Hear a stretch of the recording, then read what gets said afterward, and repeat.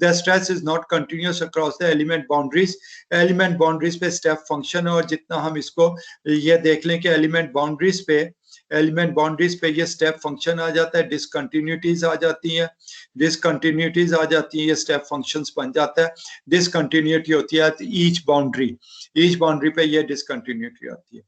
फिर उसके बाद हमने जो लास्ट टाइम आपने किया भी था, एक दूसरी इंपॉर्टेंट चीज जो है यहाँ पे,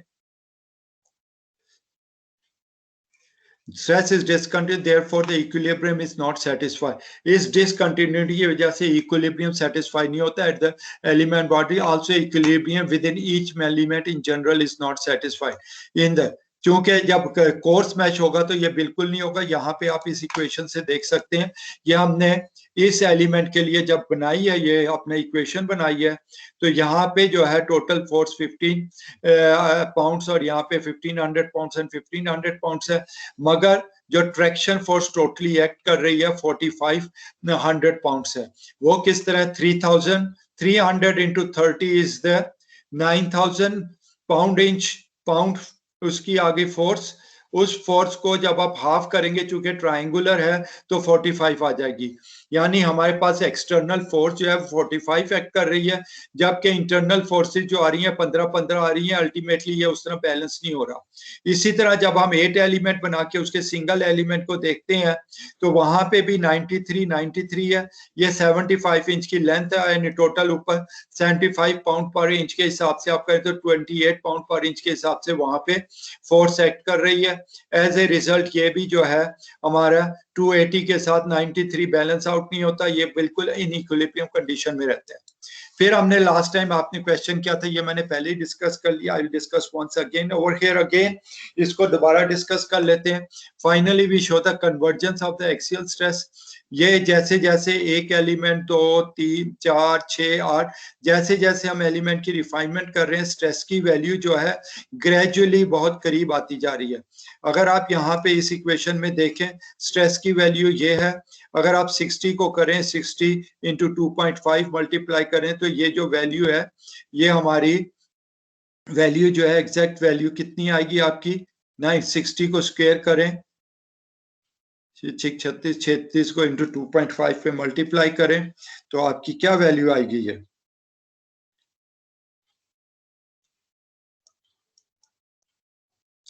आपकी ये 90,000 आ गई, आपकी ये 90,000 आ गई।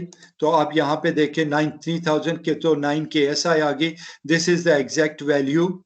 और आपकी बाकी एलिमेंट जितने हैं उन सब एलिमेंट्स पे आपका जो है बेसिकली आपके उन तमाम एलिमेंट्स पे ग्रेजुअली एसिम्प्टोटिकली ये वैल्यू अब यहाँ आके रुक जाएगी, ये कभी भी 9 पे नहीं पहुंचेगी, इसके साथ साथ चलना शुरू हो जाएगी और यूं चलती जाएगी, इन्फिनिटी पे जाके शायद इट मैच कर जाए।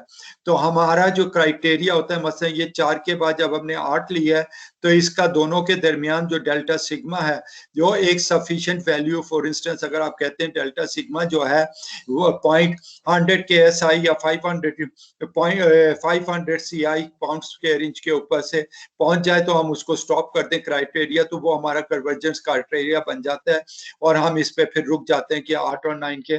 8 के बाद अगर आप 12 या 15 या 16 पे जाएंगे तो दोनों के दरमियान शायद 100 या 50 के SI पाउंड्स पर स्क्वायर इंच की फोर्स अप्लाई हो, PSI अप्लाई हो रही हो, तो फिर उसका मतलब है कि आपको मजीद रिफाइनमेंट की जरूरत नहीं, हमारा रिजल्ट जो है कन्वर्ज कर गया near to the exact value, इससे ज्यादा हम मजीद एग्जैक्ट वैल्यू नहीं ले सकते। If we formulate the problem in customary, generally we describe the chapter, आगे में जाके और बात करेंगे। और अगर इनिशियल कोई वैल्यू हो तो हम उसके से इनिशियल वैल्यू को लोड की माइनस करके उसको सॉल्व करते हैं। This yields the nodal forces in each element, उससे ईच एलिमेंट की नोडल फोर्सेस हमें मिल जाती हैं जब हम इनिशियल वैल्यू को करते हैं।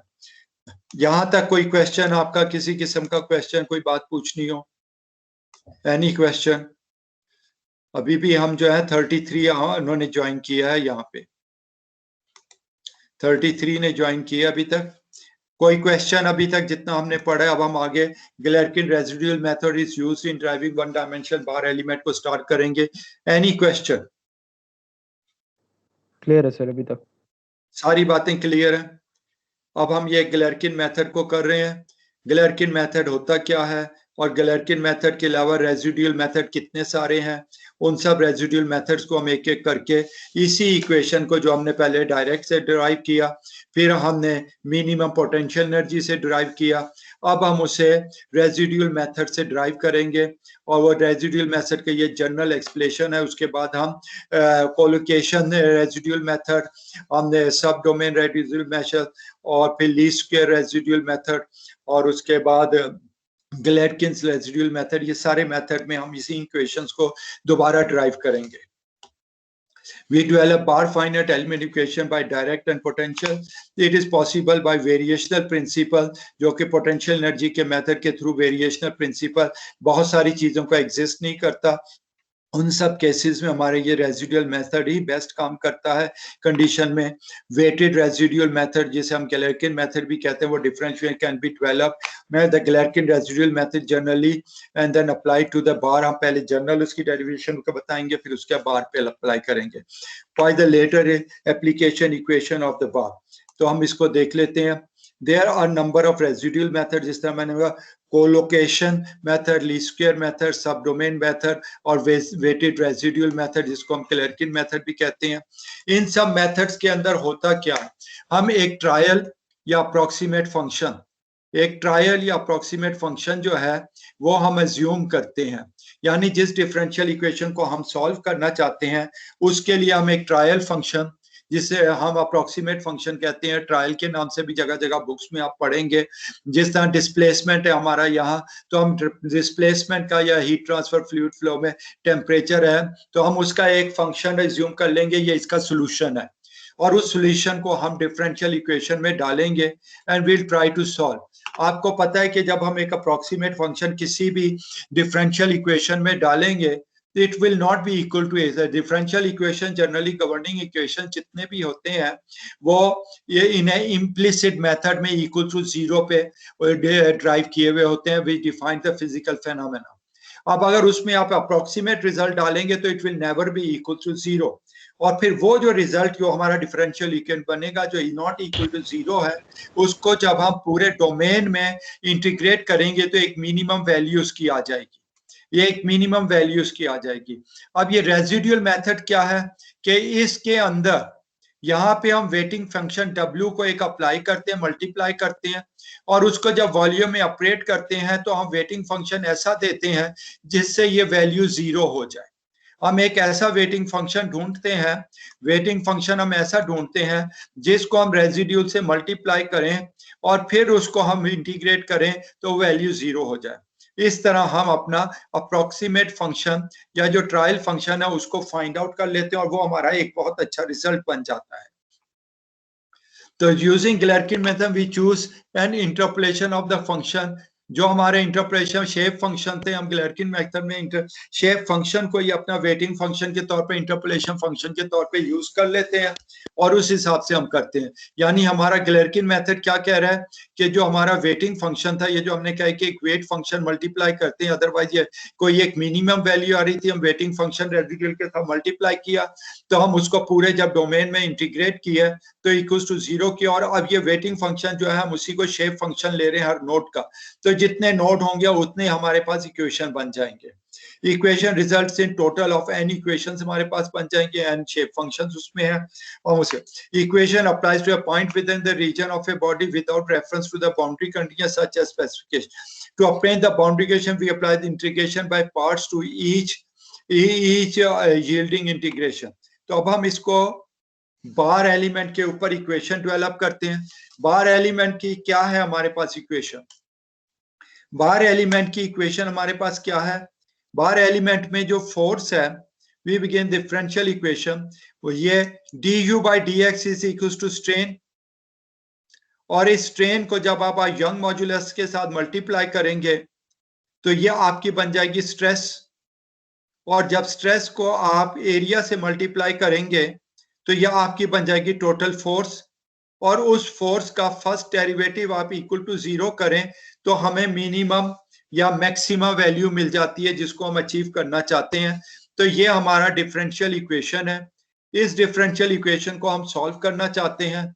इस डिफरेंशियल इक्वेशन के अंदर जब हम इसे सॉल्व करना चाहते हैं तो हमारा ये था कि जो रेजिड्यूल है जब हम इसमें ट्रायल फंक्शन u डालेंगे तो this will not be equal to 0। हम उसके साथ अपना ट्रायल फंक्शन ni इसमें मल्टीप्लाई करते हैं, तो dx के साथ इंटीग्रेट करें। हमारे पास एक एलिमेंट है, 1 बार एलिमेंट है, तो i is equal to node 1 and node 2, दो इक्वेशन पे ये बन जाएगा। इस इक्वेशन को सॉल्व करने का क्या तरीका है? इंटीग्रेशन बाय पार्ट है। इंटीग्रेशन बाय पार्ट का ये इक्वेशन है। अगर आपके पास कोई भी इंटीग्रेशन हो u इंटू डी वी, तो u v multiply by v minus v into D, D you की इंटीग्रेशन आप कर लें तो this is called integration by part, और इससे काफी कुछ सिंप्लीफाई होकर इजीली सॉल्व हो जाता है। ये हमारे पास इंटीग्रेशन बाय पार्ट की इक्वेशन है, और इसमें हम u किसको डिफाइन कर रहे हैं? जो हमारा शेप फंक्शन है उसे हम u के तौर पे डिफाइन कर रहे हैं। This is our shape function, और shape function du by dni जो है this will be du by dn, जो i है इसका first derivative dx over di into dx। ये हमारा फर्स्ट डेरिवेटिव, इसका डिफरेंशियल आ जाएगा du आ जाएगा। अब हमारे पास ये इक्वेशन था, ni को तो हमने u ले लिया, तो बाकी इंटीग्रेशन का जितना पार्ट है that will be equals to dv। अब dv में जब आप इसको सॉल्व करेंगे तो ये इंटरनल जो ब्रैकेट के अंदर चीज है दैट्स बेसिकली v, हम इसको v डिफाइन कर देंगे। तो इंटीग्रेशन बाय पार्ट के अंदर इस इक्वेशन को दोबारा लिखें तो this is v into u n i into u, इसमें 0 से l की वैल्यू को डाल दें तो ये हमारे पास u इंटू वी का आ जाएगा पहला पार्ट। दूसरा पार्ट इंटीग्रेशन हमने करनी है v की बाय du जो है हमारा ये du आ गया, और ये हमारा v आ गया, इसकी हमने इंटीग्रेशन करनी है। अब हम जब इसको इंटीग्रेट करके सिंप्लीफाई करेंगे फॉर नोड्स 1 एंड 2 तो हमारे पास सोल्यूशन आ जाएगा इसका। तो ये हमारे पास du by dx is equals to dnx by, ये हमारा du by dnx by dx है। इसमें हम सिंपली i 1 होगा तो ये 1 हो जाएगा और u 1 हो जाएगा, जब i 2 होगा तो n 2 और u 2 हो जाएगा। u 1 u 2 के लिए हमारे पास डिफरेंशियल जो है, इसको जब आप डिफरेंशियल करेंगे तो हमारे पास ये वैल्यू आ जाएगी। du बाई du करें तो dx हमारे पास ये रिजल्ट आ जाता है। डिफरेंशिएट करना है ni के रेफरेंस से। अब जब हमें मालूम है कि ni जो है 1 माइनस एक्सएल है, n2 जो है x माइन l है, ये हम कई दफा ड्राइव कर चुके हैं। तो du बाई dx जो हमारा ये n के हिसाब से इसको मैट्रिक्स फॉर्म में लिखें तो ये वाला 0 हो जाता है, तो minus l by l and 1 over l into you और u2, हमारे पास ये इक्वेशन बन जाती है। इसका डेरिवेटिव आप ले रहे हैं with respect to x, dn over d1 is equal to ये 0 माइनस d 1 ओवर l, और ये 1 ओवर l आ गया। अब इस इक्वेशन के अंदर आप जब इसको ऊपर वाली इक्वेशन में ये du बाई dx हम डालेंगे तो ये du बाई dx आ गई हमारी वैल्यू, और ये dn बाई dx आ गई यहाँ पे वैल्यू इक्वल्स टू 0। ये हमारी इसके बराबर होगी, will be equals to this on the other side. ये हम कहाँ से ला रहे हैं इक्वेशन? ये यहाँ से इक्वेशन आ रही है।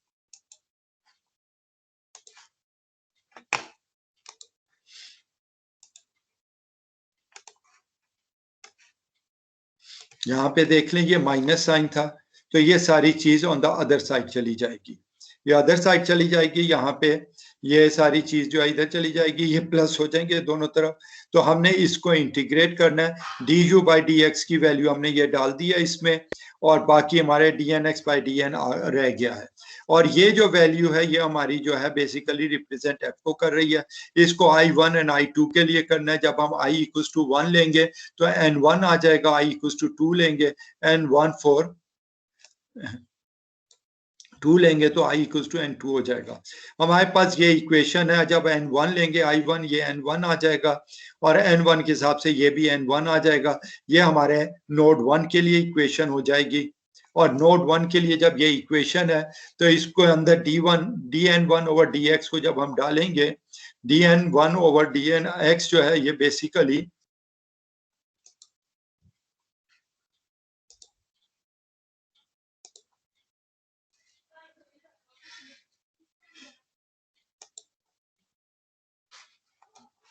यहाँ पे जब dn over dn1 over dx आप लेंगे तो बेसिकली ये माइनस 1 ओवर l बन जाएगा।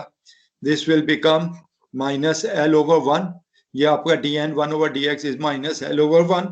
ये बाकी सारी इक्वेशन उसी तरह है। इधर वाला पार्ट जो है बेसिकली हमारे पास लोड फंक्शन बन जाता है ऑन द अदर साइड।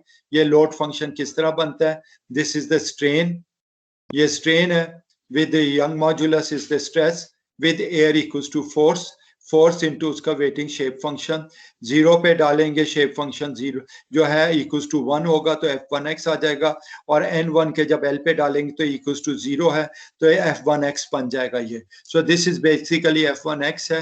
अब बाकी आपने इसको इंटीग्रेट करना है, n1 equals to 0 eight x में 0 तो ये मैंने ऑलरेडी आपको बता दिया. तो अब आप इसको पूरे को इंटीग्रेट कर लें. जब आप इसको पूरे को इंटीग्रेट करेंगे तो बेसिकली ये आपकी कांस्टेंट वैल्यू है, इसके साथ मल्टीप्लाई करें, डू दैट, तो ये हमारी इक्वेशन बन जाएगी फॉर एलिमेंट 1. एलिमेंट 2 के लिए ये जब आप इसको 1 ओवर एल करेंगे तो ये 1 ओवर एल आ जाएगा, यहाँ पे -1 ओवर एल था, दूसरे में 1 ओवर एल आ जाएगा. इसको सिंप्लीफाई करें, यहाँ पे n2 जो है 0 पे 0 है और l पे 1 है, तो this goes to basically f2x बन जाएगा और ये इक्वेशन बन जाएगी. तो हम दोनों इक्वेशन को अगर यहाँ पे लिखें तो these are the two equation जो हमने ड्राइव की है, और इसको अगर मैट्रिक्स फॉर्म में लिखें तो load vector into a into 1 और इंटू डिस्प्लेसमेंट वेक्टर. तो यहाँ पे जो बाकी मैट्रिक्स आती है विद द डिस्प्लेसमेंट वेक्टर, इसको हम स्टिफनेस मैट्रिक कहते हैं. तो आपने देख लिया वेटेड रेजिड्यूल मेथड से हमारी वही स्टिफनेस मैट्रिक्स आ गई है जो हम इससे पहले डायरेक्ट मेथड और मिनिमम पोटेंशियल एनर्जी मेथड के थ्रू लाए थे. तो Galerkin method, residual method is also a very effective method, और ये हर तरह की प्रॉब्लम पे अप्लाई हो सकता है जहाँ पे डायरेक्ट मेथड अप्लाई करना मुश्किल हो या variation minimum energy potential method का कोई सोल्यूशन या कोई उसकी इक्वेशन ना बनती हो, तो we can use the residual method. Any question so far?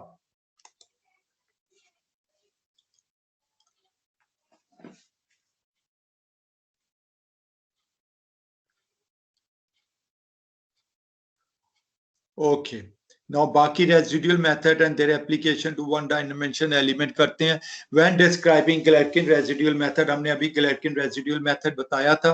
Weighted residual method are based on assumption and approximate solution of the governing differentiation. उस पे हमने यही किया था, गवर्निंग पे एक अज्यूम फंक्शन को लगाया था और उस पे वेट दे के किया था. Assumed a trial function is typically a displacement temperature के इनिशियल, हम वो अज्यूम करते हैं ट्रायल फंक्शन वो अज्यूम करते हैं जो हमें इनिशियल बाउंड्री कंडीशन जो है, इनिशियल बाउंड्री कंडीशन को सेटिस्फाई करता है. यो सेटिस्फाई करता है इनिशियल बाउंड्री कंडीशन को. तो हमारा ट्रायल फंक्शन अज्यूम्ड या ट्रायल फंक्शन जो है उसकी ये एक खास खसूसियत है कि वो सेटिस्फाई करता है initial and boundary condition. This trial solution will not in general satisfy governing equation. जो भी आप लेंगे वो गवर्निंग इक्वेशन को कभी भी इक्वल टू 0 नहीं करेगा, कोई एक एक्सेप्शनल केस आ सकता है. तो जो एरर होगी हम उसको रेजिड्यूल कहते हैं, एरर कहते हैं. उस रेजिड्यूल मेथड के अंदर हम उसके साथ एक वेइंग फंक्शन लगाते हैं. हमारे पास collocation method, sub domain method, least square, Galerkin method को बाकी देखते हैं क्या है. ठीक है, तो सब it is important to note that primary intent is to introduce you to the general concept. यहाँ पे हमने जनरल कॉन्सेप्ट की, आगे जाके जब हीट ट्रांसफर फ्लूइड पे और बाकी सारे बीम इक्वेशन जाएंगे तो वहां पे इसको बहुत अच्छे तरीके से we will be able to apply it. You should note that we will assume displacement solution that will satisfy yield करेगा और बाउंड्री कंडीशन को will apply स्प्रिंग बार और उसके थ्रू हम इलिस्ट्रेट करेंगे. तो लेट्स गो. यहाँ पे जो हमारी प्रॉब्लम है, दिस इज द प्रॉब्लम जो हम अभी पिछले इक्वेशन से लेके चल रहे हैं, उसी इक्वेशन पे अब ये बाउंड्री कंडीशन लगाएंगे. This is our physical phenomena जिसके हमने ये फ्री बॉडी डायग्राम बना दी है. फ्री बॉडी डायग्राम में जो कंस्ट्रेंट है वो यहाँ पे हमारी px है in the direction of the x, और ये हमारी टोटल इधर की ट्रैक्शन फोर्स है. जैसे कि हमने पहले भी डिफाइन किया, इंटरनल स्ट्रेसेस जितनी जनरेट होंगी उसके साथ एरिया मल्टीप्लाई कर दें तो ये इंटरनल फोर्स हो जाएगी minus the external resistance goes to 0. ये हमने डिफरेंशियल इक्वेशन बना लिया. अभी आज के लेक्चर के शुरू में भी आपको बताया था px जो है is equals to 5 into x square हमारा ओरिजिनल इक्वेशन बनी थी, और हमारी बाउंड्री कंडीशन जो है x इक्वल्स टू l पे u की वैल्यू 0 है, ये कांस्टेंट है, और this is the equation for the boundary condition 5x square के हिसाब से किसी भी एक पॉइंट पे जब हम इसका छोटा सा एलिमेंट लेके कहीं भी कैलकुलेट करते हैं तो px है. This is the governing equation of the weighted residual method के अंदर हमने ट्रायल फंक्शन को ढूंढना है. तो हमने ये ट्रायल फंक्शन लिया है. ये ट्रायल फंक्शन क्यों लिया है? हमने हर एक में linear second quadratic and cubic. हमारा जो क्यूबिक इक्वेशन लिया है, क्यूबिक इक्वेशन में C1 C2 एंड C3 तीन हमारे पास अननोन है। हमने ये इक्वेशन क्यों सिलेक्ट किया है? हमने इसलिए सिलेक्ट किया कि इस बाउंड्री कंडीशन को सेटिस्फाई करना है। x इक्वल्स टू l पे u की वैल्यू 0 होनी चाहिए। x इक्वल्स टू l पे देंगे 0 हो जाएगी, x इक्वल्स टू l पे ये 0 हो जाएगी, x इक्वल्स टू l पे 0 हो जाएगी। तीनों टर्म्स हमारी 0 हो जाएंगी, ux जो है 0 हो जाएगा, तो बाउंड्री कंडीशन भी सेटिस्फाई होगी। हमने क्वाड्रेटिक एक equation approximate trial function select कर लिया। तीन अननोन है, तो we need 3 equation to solve this. अब हमारे पास ये इक्वेशन है, ये हमारे पास ओरिजिनल इक्वेशन है। इस इक्वेशन, ये वाली इक्वेशन है, इस इक्वेशन को हमने सॉल्व करना है। इस इक्वेशन को सॉल्व करने के लिए हम इसमें जो है, इसका ये u इक्वेशन है, तो take the first derivative with respect to f of this equation. जब हम इसका फर्स्ट डेरिवेटिव लेते हैं तो x इक्वल्स टू 1 आ जाता है, तो ये सिंपल c1 हो जाता है, l 0 हो जाता है। यहाँ पे स्क्वायर है, तो 2c2x minus l into 1, 2c2x minus l आ गया, इसका डेरिवेटिव आ गया। फिर इसका derivative 3c3x minus l equals to square, ये इसका डेरिवेटिव आ गया। ये हमारा पास जो है, ये पहला पार्ट हो गया, ब्रैकेट वाला part, minus px2 minus 5x3, ये हमें रेसिड्यूल दे रहा है। This is equals to the residual, हमारे ये रेसिड्यूल की वैल्यू है, ठीक है। ये हमारे रेसिड्यूल की वैल्यू, हमने इस इक्वेशन को इस फॉर्म में लिख दिया है। अब ये हमारे पास तीन ये अननोन है इस रेसिड्यूल इक्वेशन में। इस रेसिड्यूल इक्वेशन हमारे पास ये आ गया। अब सबसे पहले हम कोलोकेशन मेथड पे जाते हैं। Collocation method requires that error और residual are be forced to zero at as many point as there are unknown coefficient. यहाँ पे अननोन कोएफिशिएंट कितने हैं? कोई बताएगा कितने अननोन कोएफिशिएंट हैं? 2 sir. 3, C1 C2 C3। Yes sir, 3 sir. 3 है ना? तो अब हमें ये तीन इक्वेशन चाहिए। तो कोलोकेशन मेथड क्या कह रहा है? वो कह रहा है कि 3 पॉइंट पे इस इक्वेशन को सॉल्व करें, और सॉल्व ऐसे करें कि c into x equal to 0, पहला पॉइंट हमने ले लिया x इक्वल टू 0 पे, दूसरा पॉइंट 1/3 पे ले लिया, तीसरा पॉइंट 2/3 पे ले लिया of the length, 2/3 of the length ले लिया, ये 1/3 ऑफ द लेंथ, और t इक्वल टू 0 इन सब पे ले लिया। तो अब आप इन सब पे जब लेंगे, जब 0 डालेंगे यहाँ पे तो C1 इसी तरह आ जाएगा, यहाँ पे 0 डालेंगे तो ये माइनस l इधर आ जाएगा, यहाँ पे 0 डालेंगे तो माइनस l स्क्वायर आ जाएगा। इसी तरह जहाँ l/3 1/3 l लेंगे x की जगह, तो यहाँ पे 1/3 है, तो ये 2/3 l हो जाएगा। यहाँ पे 1/3 है, तो ये 2/3 जी x का हमने 3 अपनी तरफ से लिए, 0 3 पॉइंट्स ले लिए हैं ना, हमने 3 पॉइंट्स पे इसे सॉल्व करना है। ये हमने 3 पॉइंट्स लिए। कोलोकेशन मेथड कहता है उस रॉड के अंदर आप 3 पॉइंट्स ले लें, तो बेहतर है 3 इक्वली डिस्ट्रीब्यूटेड पॉइंट और डिफरेंस पे। तो इसलिए 0, 1/3 एंड 2/3 के पॉइंट पे ले लिया। l इक्वल टू 0 पे तो 0 स्ट्रेन है ना, उस पे तो हमें कोई फायदा नहीं होगा, तो हमने ये 3 पॉइंट्स डिफाइन कर दिए। उन 3 पॉइंट्स पे इस रेसिड्यूल की वैल्यू को हम इक्वल टू 0 कर रहे हैं, और जब हम इक्वल टू 0 करेंगे तो ये कोफिशिएंट जो है हमें वो दे देंगे जिसपे ये 0 होता है, और वो फिर जब इस इक्वेशन में हम डालेंगे जो हमारे u की इक्वेशन है, तो हमें अपना रिजल्ट मिल जाएगा, एक trial function which matches the residual equals to 0 करेगा, जो solution of the differential equation होगा।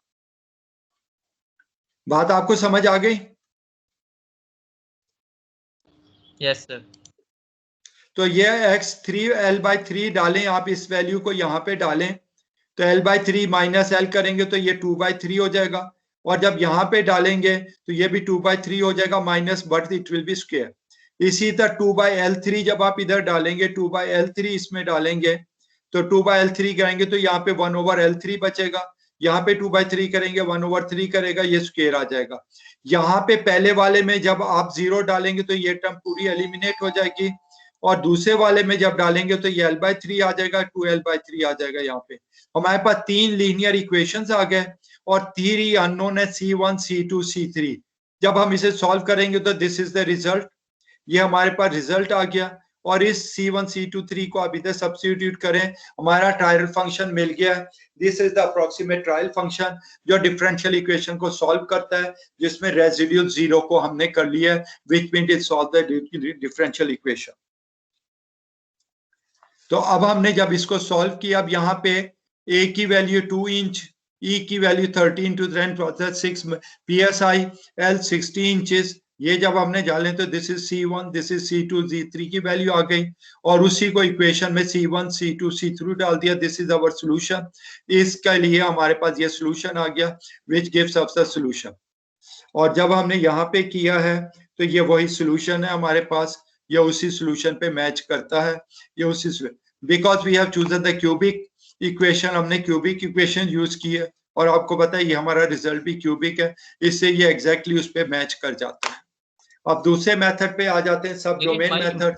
हमें क्यूबिक लेना है या क्वाड्रेटिक, या किस तरह से होता है ये आपका चॉइस है, मगर अगर आपको पता है कि इसका बिहेवियर क्वाड्रेटिक होगा तो आप क्वाड्रेटिक ट्रायल फंक्शन लेंगे। अगर आपको नहीं पता तो आप पहले क्यूबिक को ट्राई, क्वाड्रेटिक को ट्राई कर ले, लीनियर को कर ले, फिर क्यूबिक को कर ले और इस तरह आप उसको सॉल्व कर सकते हैं। जनरली उसके पैटर्न से पता चल जाएगा। तो अगर नहीं पता तो आप पहले कोई एक ट्राई कर लें, उसको देख लें कौन सा मैच करता है। सिर्फ कंडीशन जो ट्रायल फंक्शन की है वो कंडीशन ये है कि उसने बाउंड्री वैल्यू को, बाउंड्री कंडीशन को सेटिस्फाई करना है। अगर एग्जैक्ट के मैचिंग आप इक्वेशन नहीं यूज करेंगे, उससे जितना डेविएट करेंगे उतना वो फिर हमारा रिजल्ट डेविएटेड रहेगा। अब सब डोमेन मेथड की तरफ जाते हैं, ये एक और मेथड है सब domain method. Sub domain method क्या कहता है? ये सब domain method requires integral error और रेसिडुअल फंक्शन जो है ओवर सिलेक्टेड सब इंटरवल्स। आप उसके उतने इंटरवल बनाते हैं जितने आपके अननोन होते हैं। यहाँ पे हमारे पास कितने अननोन हैं?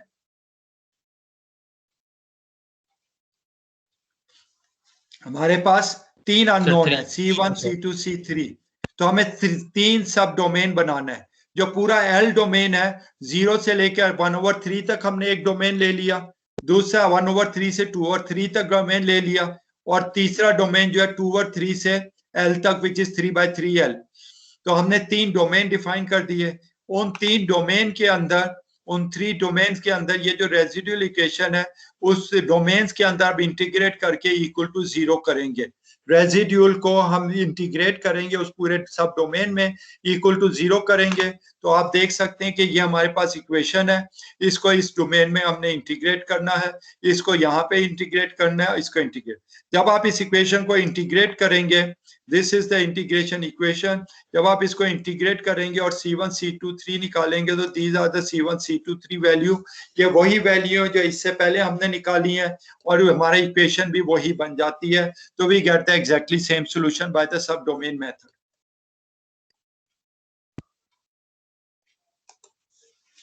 अब लीस्ट स्क्वायर मेथड, आपने लीस्ट स्क्वायर का एट द एंड तो सब सेम ही हमें रिजल्ट दे रहे हैं जी।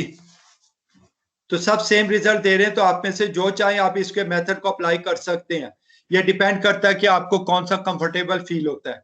यही वो मेथड है ना कि रेसिडुअल मेथड जो है आपका किसी भी डिफरेंशियल इक्वेशन को आप जब आपने FEM की फॉर्म में ले जाना है तो this is the best way to get the result. अभी आपको इनकी मेथड बना रहे हैं, बाद में इसको हम अप्लाई करके उस पर यूज भी करेंगे कि किस तरह यूज करते हैं। तो यहाँ पे लीस्ट स्क्वायर मेथड में आपने लीस्ट स्क्वायर कर्व फिटिंग को तो सुना है ना, पढ़ा भी है आपने। तो लीस्ट स्क्वायर कर्व फिटिंग का बेसिकली क्या इक्वेशन होती है? रेसिड्यूल का स्क्वायर लेके पूरे डोमेन में उसे इंटीग्रेट कर दें और कोफिशिएंट के रेफरेंस से first derivative 0 means that it is either the minimum value और it is the maximum value. तो इसको आप ये हम इसको इक्वेशन को कहते हैं लीस्ट स्क्वायर कर्व फिटिंग का मेथड है, लीस्ट स्क्वायर मेथड है। और तमाम नोड्स के लिए अननोन कोफिशिएंट जितने होंगे उतने के लिए ये इक्वेशन हम सॉल्व करेंगे। तो यहाँ पे जब आप इस पार्शियल डेरिवेटिव को अंदर लेके जाएंगे तो r स्क्वायर का पार्शियल डेरिवेटिव 2r हो जाएगा, मगर चूंकि 0 है तो 2 एलिमिनेट हो जाएगा दोनों तरफ से, into partial derivative of the residue multi. यहाँ पे इनडायरेक्टली आप क्या कह रहे हैं कि आपका जो वेटिंग फंक्शन है रेसिड्यूल का ही पार्शियल डेरिवेटिव है।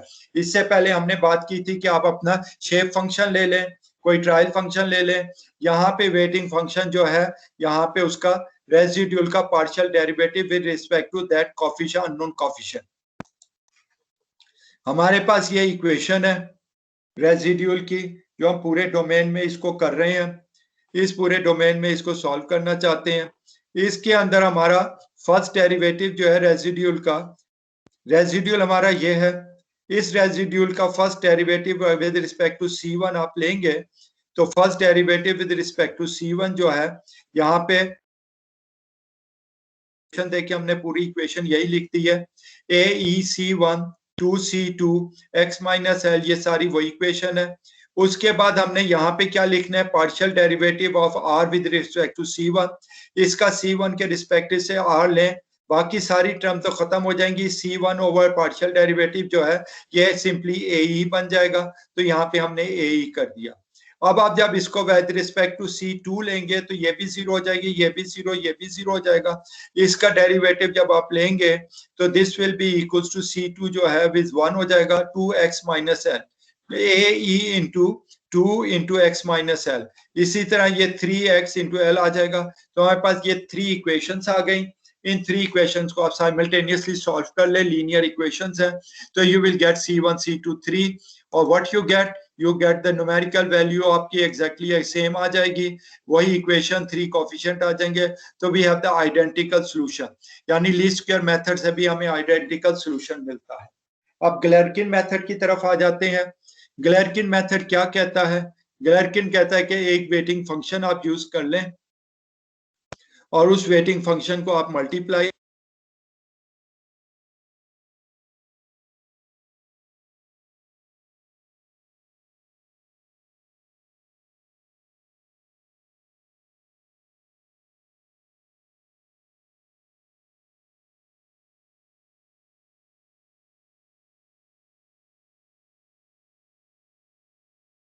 और ये रिजल्ट 0 होना चाहिए। इसलिए हमने ये 3 वेटिंग फंक्शन कर लिए। क्यूबिक सॉल्यूशन था तो हमने क्यूबिक के हिसाब से 3, या आपने कोई भी वेटिंग फंक्शन डिफाइन करना है। This is the residual. आप पहले के साथ ये मल्टीप्लाई करें, पहला इक्वेशन आ जाएगा, दूसरे के साथ ये मल्टीप्लाई, दूसरा इक्वेशन, तीसरा हमारा ये मल्टीप्लाई करेंगे तो तीसरा इक्वेशन आ जाएगा। ये हमारे पास 3 इक्वेशंस आ गए। इसको इंटीग्रेट करके साइमल्टेनियसली सॉल्व करें तो न्यूमेरिकल वैल्यू हमारी कोएफिशिएंट की भी वही आ जाती है और आइडेंटिकल एग्जैक्ट सॉल्यूशन हमारे पास आ जाता है। तो गैलेर्किन मेथड हो, कोई भी मेथड हो, हमारे पास सारे मेथड जो है कंक्लूजन हमें सेम रिजल्ट देते हैं। और आप जनरली क्या करते हैं कंप्यूटर पे जब इसको सॉल्व करने की शुरू करते हैं तो दिस इज द 3 डायमेंशन, कोई भी प्रॉब्लम सॉल्व करनी हो तो दिस इज द मेथड। सबसे पहला स्टेप जो है, draw the geometry and apply force and boundary condition. आप कंप्यूटर सॉफ्टवेयर में कहीं भी करना हो कोई भी, तो पहले ज्योमेट्री डिफाइन करते हैं, उस पर अप्लाई करते हैं फोर्सेज, एक्सटर्नल फोर्सेज जो लग रही हैं, और बाउंड्री कंडीशन। फिर उसके बाद आप उस पे एलिमेंट्स डिफाइन करते हैं और ट्रस एलिमेंट सेलेक्ट करते हैं, इनकेस हम ट्रस की बात कर रहे हैं। फिर उसके बाद वो compute the element stiffness matrix को कैलकुलेट करते हैं using the direct stiffness procedure to add K into the global assemblage matrix बनाते हैं, और सारे एलिमेंट्स के लिए आप सारे को इसको कंप्लीट करते हैं। नंबर ऑफ एलिमेंट्स के साथ 1 से लेके नंबर ऑफ एलिमेंट तक रिपीट करके आप पूरी असेंबलेज मैट्रिक्स बनाते हैं। उसके असेंबलेज मैट्रिक्स को सॉल्व करते हैं ताकि डिस्प्लेसमेंट मिल जाए, और जब आपको डिस्प्लेसमेंट मिल गई तो उससे आप स्ट्रेसेस एंड फोर्स कैलकुलेट करते हैं और फाइनल रिजल्ट को राइट डाउन करते हैं, व्यू करते हैं। This is what you do in finite element. यहाँ पे एक ट्रस प्रॉब्लम है, इसको स्टेप बाय स्टेप देख लें आप क्या करेंगे इसमें। तो ये हमारे पास एक ट्रस की प्रॉब्लम है। इस ट्रस प्रॉब्लम के अंदर हमारे पास ये नोड 1 है। नोड 1 में इसकी ये खूबी है कि ये एक्स डायरेक्शन और जेड डायरेक्शन में मूव कर सकता है, मगर वाई डायरेक्शन की तरफ ये रोलर लगा हुआ है which prevents the movement in the Y direction, नहीं जाएगी, बस इस प्लेन के ऊपर मूव करेगा, ये मूव कर सकता है। बाकी तीनों नोड जो है, नोड 2, नोड 3 एंड नोड 4 जो है 3 बार के साथ, जो ट्रस के एलिमेंट के साथ पिन जॉइंट्स है इनका। दिस इज आवर प्रॉब्लम इसको। और यहाँ पे नोड 1 पे आपकी माइनस वाई डायरेक्शन में आपके 1000 पाउंड्स है, और यहाँ पे तीनों की कोऑर्डिनेशन दी हुई है कि ये कोऑर्डिनेशन क्या है। ये y में 36 पे पॉइंट है, ये y पे और x पे पॉइंट है, इसका z पे पॉइंट है, ये सिंपली माइनस z पे है, और इसके ये सिंपली प्लेन के अंदर ओनली इन द x में मूव किया हुआ है। तो ये हमारी 3 बार्स का एक ट्रस है। इसके ऊपर हमने have to use the determine the xyz displacement and node 1 की डिस्प्लेसमेंट, इस पे स्ट्रेसेस मालूम करनी है। First step is to draw the 3 stress elements. आप एनसिस पे इसको ड्रॉ करेंगे। की क्रिएटर या कोई भी सॉफ्टवेयर ले लें या उनका अपना सॉफ्टवेयर है, वहां पे क्रिएट करेंगे, उसमें सारे नोट्स देंगे और वो सारी वैल्यूज देके आप उसके ऊपर सारा मैश बनाएंगे और एलिमेंट डिक्लेयर करेंगे। फिर उसका सेकंड स्टेप क्या है, उसमें एलिमेंट ट्रस एलिमेंट सेलेक्ट करेंगे उन सब के लिए। फिर उसके बाद उसकी प्रॉपर्टी देंगे, क्रॉस सेक्शनल एरिया की वैल्यू देंगे। फिर आप उसका मटेरियल ASTM36 स्टील सेलेक्ट करेंगे तो हमें यंग मॉड्यूलस की वैल्यू ऑटोमेटिकली वो प्रोग्राम फिक्स कर लेगा। फिर हम उस पर बाउंड्री कंडीशन लगाने आएंगे। तो बाउंड्री कंडीशन लगाने के लिए जॉइंट 2, 3 एंड 4 जो है वो पिन जॉइंट है, उस पर पिन बाउंड्री कंडीशन दे देंगे ट्रस की। और जो हमारा 1 जॉइंट है, roller condition preventing wide displacement, आप उस पर लगा देंगे। और इसको करने के बाद फिर हम उसकी लोड कंडीशन अप्लाई करेंगे, which is 1000 pound in the negative z direction, हम उस पर लोड अप्लाई करेंगे। ये सारी चीजें आपने अपनी लैब में की होंगी अब डिफरेंट प्रॉब्लम के लिए। तो ये बेसिकली लैब के अंदर आप जो कुछ करते हैं, जो हमने अब तक के सारे काम किए, उसको उस प्रॉब्लम के साथ किस तरह सॉफ्टवेयर करता है उसको एक्सप्लेन करने के लिए यहाँ पे एक्सप्लेन किया। फिर 7th स्टेप जो है, आप एक बार रीचेक कर लें। तो रीचेक करेंगे तो आप देखेंगे कि ये इतना ट्रायंगुलर की शेप आएगी और नोड 2, 3, 4 विच मींस कि ये पिन जॉइंट है, सर्कुलर है। और नोड 1 के लिए जो आपको arrow pointing towards the negative 1 पे आएगी, सर्कुलर आपका नोड 1 पे आएगा, विच मींस कि ये मूव कर सकता है x और z में, मगर मूव नहीं कर सकता y डायरेक्शन। लोड को जो है वो z डायरेक्शन में, नेगेटिव z डायरेक्शन में एक एरो जो है वो शो करेगा। तो यह आपकी अपनी कंडीशन जो अप्लाई की सब कुछ उसको एक्सप्लेन कर देगा। अब आपने क्या करना है, 8 स्टेप में जो आपकी ग्लोबल डिफरेंशियल इक्वेशन है, इसके लिए सॉल्व करना है। साइमल्टेनियसली आप ये सॉल्व करेंगे, कंप्यूटर भी सॉल्व करेगा और उसके बाद जो हमारे डिस्प्लेसमेंट मिलेंगे उससे stresses of the element determine करेगा। और 9वें स्टेप में आप रिजल्ट को डिस्प्ले करेंगे। This is the result displayed, जिस फॉर्म में आते हैं। अनफॉर्चुनेटली हमारे पास कलर ग्राफ नहीं है तो इतना अच्छा हम इसे देख नहीं सकते। ये इस एलिमेंट की पूरी स्ट्रेस कांस्टेंट है, इस एलिमेंट की कांस्टेंट है, इस एलिमेंट की कांस्टेंट है, जो यहाँ पे उन्होंने दी हुई है। लार्जेस्ट स्ट्रेस जो है इतने एलिमेंट पे है, इन द लोअर एलिमेंट 3 पे, लोअर एलिमेंट पे जो है वो सबसे लार्जेस्ट है। यानी ये जो लोअर एलिमेंट पे, इस पे जो स्ट्रेस अप्लाई हो रही है -2868 PSI, और बाकी दो पे -2, 1 एंड 2, एलिमेंट 1 और एलिमेंट 2 पे बाकी है। अब आप यहाँ पे देख सकते हैं थोड़ा सा कि यहाँ पे जो है चूंकि फिक्स पॉइंट जॉइंट था तो यहाँ पे 0 वैल्यू है, तो ये डार्क कलर है, और इस पॉइंट पे मूव कर रहा है तो यहाँ पे ये लाइट कलर वाला शो हो रहा है। तो this is how you get the result of that. हमने पूरे लेक्चर में आज क्या पढ़ा है, आज तक का जितने भी ट्रस्ट से रिलेटेड था, एक स्टिफनेस मैट्रिक्स हमने डिफाइन किया हर तरीके से, we get the same equation. और हमने डिस्प्लेसमेंट फंक्शन लीनियर हमने अज्यूम किया है, जिसके थ्रू हमारा शेप फंक्शन जो है ये बना था। लीनियर फंक्शन हमने 2 नोड्स के एलिमेंट के दरमियान किया, उसमें ये बना था। बाद में हमने ट्रांसफॉर्मेशन मैट्रिक्स यूज की थी, जब वो एग्जैक्टली एक्सिस मैच ना करी हो, ट्रांसफॉर्मेशन मैट्रिक्स बनती है, -s इधर आता है और cc की वैल्यूज आती है यहाँ पे, जो कि डायरेक्शन कोसाइंस और उन सब से मिलकर अल्टीमेटली ये आती है। और इन इक्वेशन की बेस पे हमने ग्लोबल स्टिफनेस मैट्रिक्स की ये शेप आई थी, C²S²C²S², और ये सारे शेप बनी थी हमारी, जो हम पहले ड्राइव कर चुके हैं। और इसके बाद फिर हम स्ट्रेस कैलकुलेट करने के लिए हमें एक मैट्रिक्स C बार को डिस्प्लेसमेंट के साथ, जो कि हमारे पास ये इक्वेशन है, इस रेफरेंस से CS वाले रेफरेंस से हमें ये मिल जाती है। और फिर हम ट्रांसफॉर्मेशन मैट्रिक्स जो है एक ग्लोबल सिस्टम से वेक्टर को 3D में करने वाला, ये इस वास्ते ट्रांसफॉर्मेशन मैट्रिक्स, सब मैट्रिसेस उसमें आ जाती हैं, और ये हमारी अल्टीमेटली ग्लोबल स्टिफनेस मैट्रिक्स इस शेप में हमारे पास आ जाती है। और फिर हमने उसमें टोटल पोटेंशियल एनर्जी पे जब हम गए थे, तो टोटल पोटेंशियल एनर्जी की इक्वेशन हमने यहाँ पे डिफाइन की थी, transpose of the displacement matrix into the gradient matrix into the material property of the matrix into the gradient matrix into the उसके वजह से डिस्प्लेसमेंट की transport into the load vector. Load vector हमारा point vector, traction vector और body force से composite होता है, ये हमने बनाया था और हमने क्वाड्रेटिक फॉर्म में स्ट्रेन एनर्जी की इक्वेशन ये ड्राइव की थी। और इस तरह हम आज के लेक्चर पे एंड पहुंच गए। We are ended the today's लेक्चर। Any question? कोई क्वेश्चन? तो अब हम अटेंडेंस ले लेते हैं। हमजा अबरार पहले, एक मिनट मैं पहले दोबारा कर लूं वरना फिर ये प्रॉब्लम करेगा।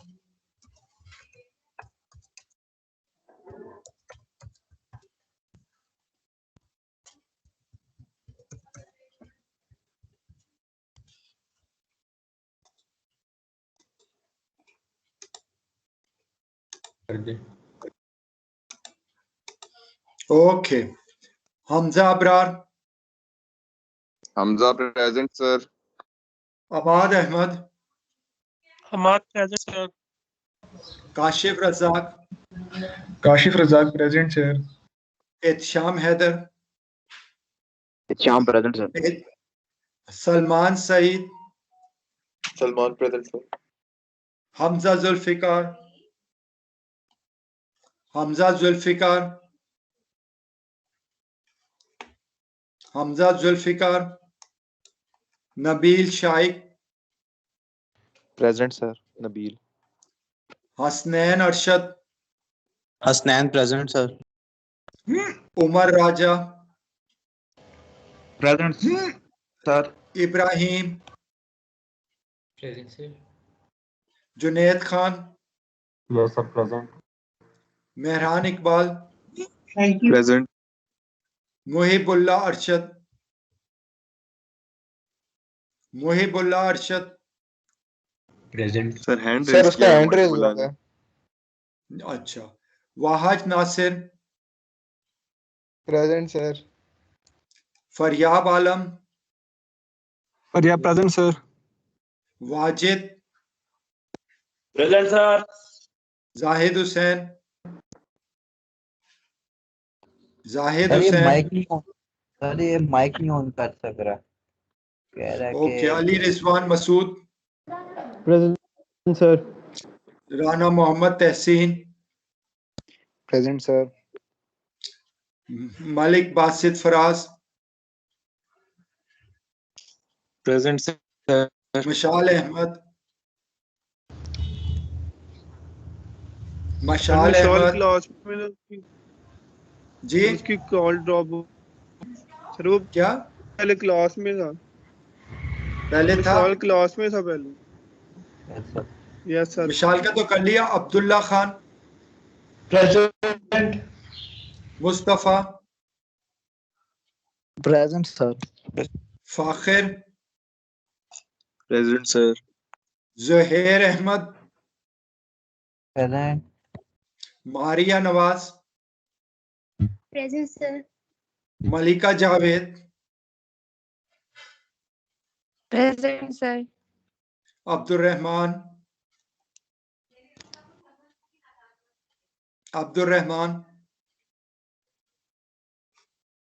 Abdul Rehman, Faizan Mahmood, present sir. Hasan Zia, Present, sir. Mujtaba Haider, Mujtaba Haider, present sir. Sir hand sir. Sher Khan, present sir. Usama Ali Khan, Present, sir. Asadullah Noman, present. Shams Mushir, Shams Musheer present sir. Mohammad Saad, present sir. Usman Khalid, Present. Waleed Ahmed, hand raise है सर इसका। Farhan Badar, present sir. Bilawal Khan, present sir. Arshad Mughal, present sir. Waqar Ahmed, Waqar Ahmed, Aliya Tasadduq, Aliya Tasadduq, Aliya Tasadduq, Present, sir. Sir Mohibullah present sir 183039 sir mic disable हुआ हुआ था उस वक्त। आपका लगा दिया। अब 3 एब्सेंट हैं। Hamza Zulfiqar, sir present Hamza Zulfiqar. Hamza Zulfiqar present है। Yes sir.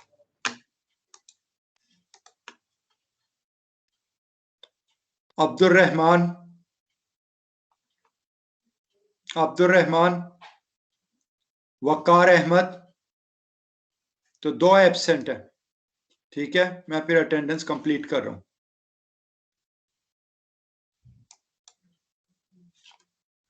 और इसके साथ ही हम आप अपनी मीटिंग फिर कंप्लीट करते हैं। ओके, अल्लाह हाफिज। अल्लाह हाफिज।